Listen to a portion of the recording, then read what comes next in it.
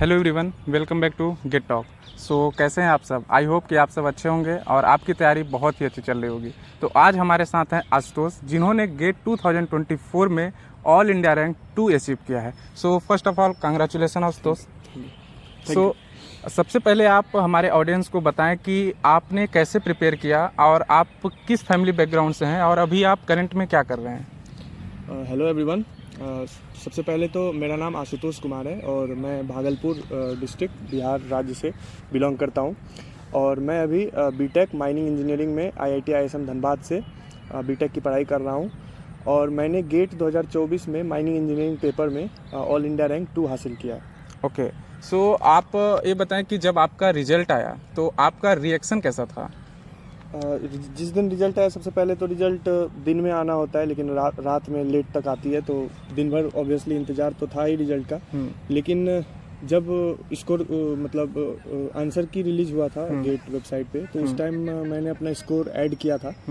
तो अपने बाकी फ्रेंड्स से भी मैंने पूछा, तो सबका स्कोर मतलब लगभग वही उसी रेंज में आ रहा था। लेकिन फिर भी मुझे जिस रेंज में मेरा स्कोर आ रहा था, तो उससे एक आइडिया तो आ ही गया था कि मतलब टॉप 10 में कहीं ना कहीं हम आ रहे हैं। तो सरप्राइज तो नहीं था AIR2, लेकिन फिर भी एक मन में संतुष्टि थी कि इतना अच्छा रैंक आया, तो खुशी तो था मन से। अच्छा, तो इसके पहले भी आपने गेट दिया था क्या थर्ड ईयर में? जी, मैंने गेट 2023 में दिया था, जिसमें मेरा ऑल इंडिया रैंक 48 आया था। तो उस टाइम मेरा प्रिपरेशन उतना सही नहीं था, लेकिन मैंने प्रीवियस ईयर जितना हो सके किया था। लेकिन अपने लेवल पे जो कंसेप्चुअल क्लैरिटी थी, कंसेप्ट को लेके पढ़ाई, वो बस कॉलेज मात्र में ही हुई थी। मैंने अपने लेवल पे उतने अच्छे से तैयारी नहीं की थी। अच्छा, तो आप अपनी प्रिपरेशन स्टार्ट कब किए थे?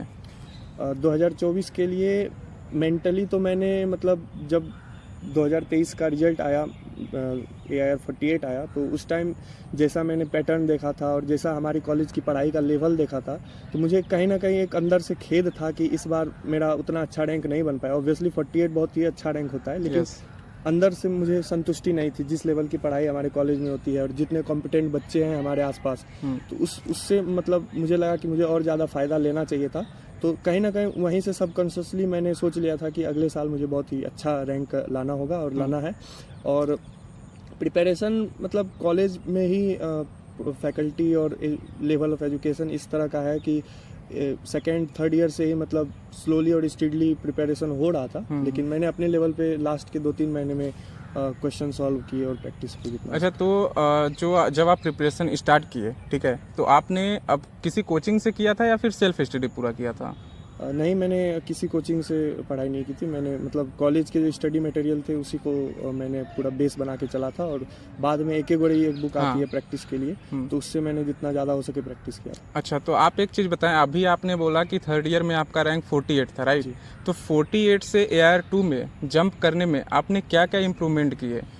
क्या क्या चीज़ें ऐसी थी जिसको आपको इम्प्रूवमेंट करना पड़ा? क्योंकि बहुत सारे लोग ऐसे होते हैं जो रैंक लेके आते हैं, लेकिन वो भी चाहते हैं कि 1 डिजिट रैंक आए, तो उनको क्या क्या इम्प्रूवमेंट की नीड होती है, वो चीज़ आपने क्या किया? सबसे पहले जैसे मैंने आपको बताया कि पिछले साल से ही मैंने एक टारगेट बना के रखा था कि अगले साल मतलब कहीं ना कहीं अच्छी इम्प्रूवमेंट करनी है। मेरे माइंड में टॉप 10 टॉप 20 तो था, लेकिन इतना ऊपर तो नहीं था।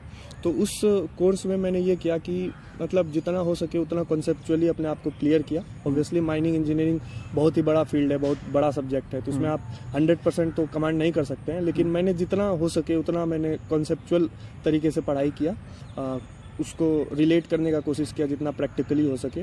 और जैसे मैंने आपको बताया, यहाँ माहौल भी वैसा है कि माइनिंग इंजीनियरिंग के लिए वर्ल्ड क्लास कॉलेज है। तो यहाँ पे माहौल वैसा मिल जाता है कि मतलब सिनर्जी कहीं ना कहीं मैच हो जाता है। तो उससे एक लेवल मिल गया मुझे। और बाद में भी मैंने अपने लेवल पे, जैसा कि मैंने बताया, ज़्यादा से ज़्यादा क्वेश्चन प्रैक्टिस की, जिससे कि मुझे टेम्परामेंट मिला एग्जाम में उस तरीके से। तो आप ये बताएं कि आप अभी फाइनल ईयर में, ठीक है, तो आप क्लासेस के साथ साथ अपनी प्रिपरेशन में टाइम मैनेजमेंट कैसे किए थे?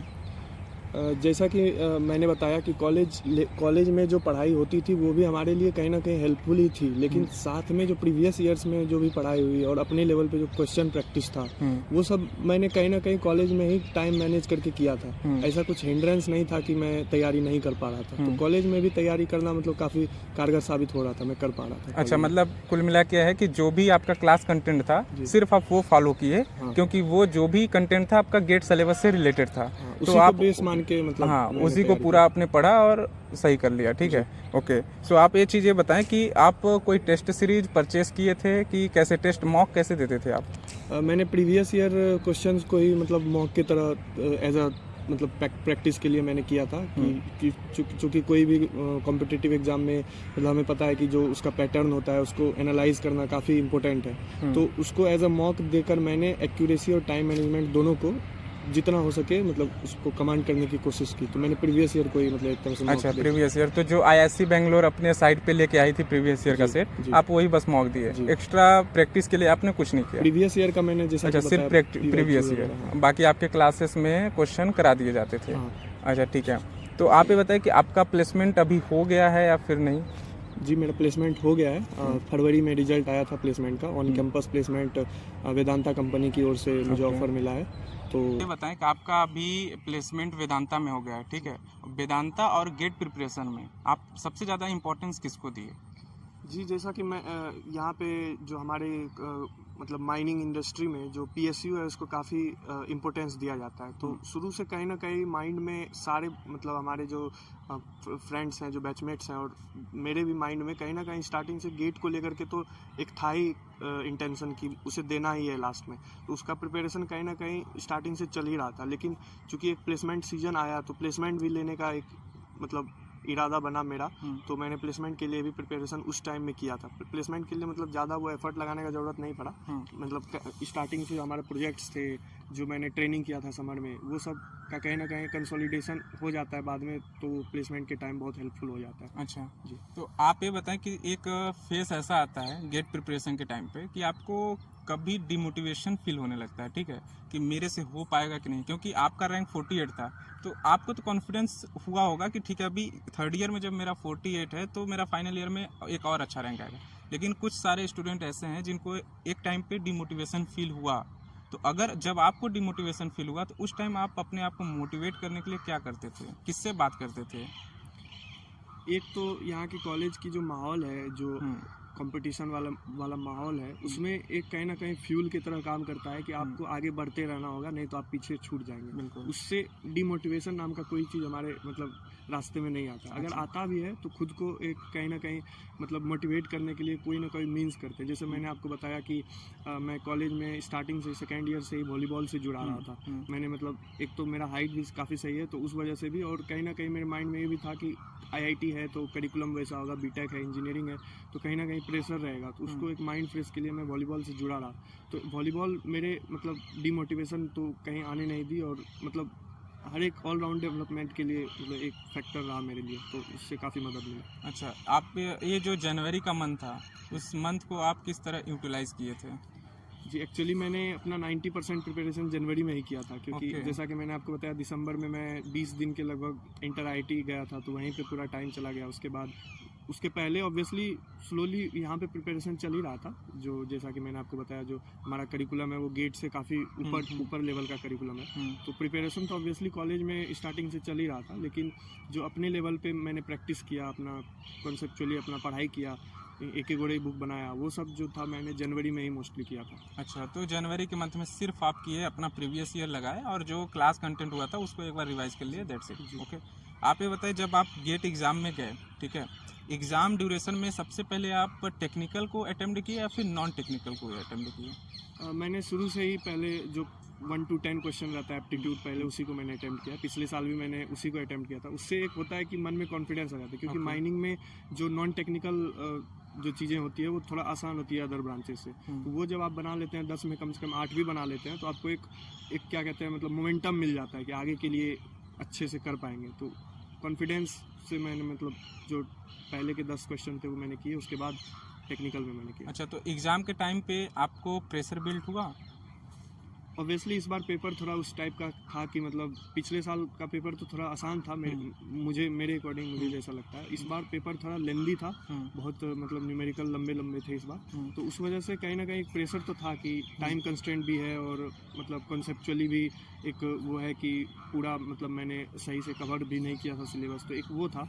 लेकिन ऑब्वियसली जो एग्ज़ाम में जो प्रेशर था उसको मैंने मतलब यहाँ जो प्रैक्टिस किया था, मॉक टेस्ट वगैरह दिए थे, उससे काफ़ी मोमेंटम मतलब मुझे मिल गया था कि एग्ज़ाम में ज़्यादा कुछ फ़र्क नहीं पड़ा। अच्छा, तो आप जो गेट 2025 एस्पिरेंट हैं उनको आप क्या अपने साइड से क्या गाइड करना चाहेंगे, और आप किसको थैंक्स बोलना चाहेंगे इस वीडियो के थ्रू जो आपके गेट जर्नी में पूरे साथ थे?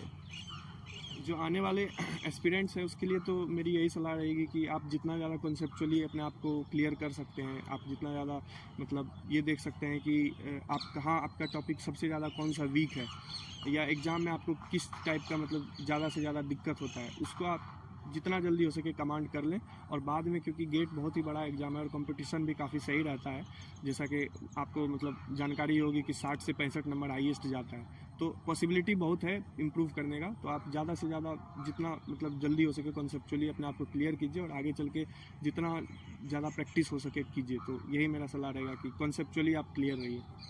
आपके जर्नी में कोई स्पेशल ऐसा पर्सन रहा होगा, आप उसे अगर थैंक्स बोलना चाहते हैं तो बोल सकते हैं।